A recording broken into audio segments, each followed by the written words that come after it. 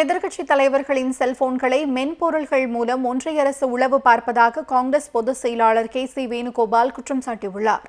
இதுகுறித்து எக்ஸ் வலைதளத்தில் பதிவிட்டுள்ள கே.சி. வேணுகோபால், அரசியல் சட்டத்துக்கு எதிரான மற்றும் பாஜகவின் பாசிச நடவடிக்கைகளை மக்கள் எதிர்க்கிறார்கள் என்பது மக்களவை தேர்தல் முடிவுகள் நிரூபித்துள்ளதாகவும், இதனால் மோடி தலைமையிலான ஒன்றிய அரசு அரசியல் எதிரிகளை குறிவைத்து அவர்களுடைய தனி உரிமைகளை மீறும் வகையில் நடந்து கொள்வதாகவும் தெரிவித்துள்ளார்.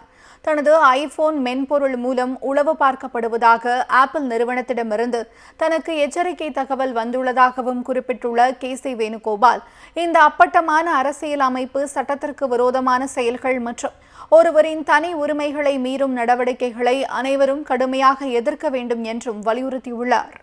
எதிர்க்கட்சித் தலைவர்களின் செல்போன்களை மென்பொருள்கள் மூலம் ஒன்றிய அரசு உளவு பார்ப்பதாக காங்கிரஸ் பொதுச் செயலாளர் கே.சி. வேணுகோபால் குற்றம் சாட்டியுள்ளார்.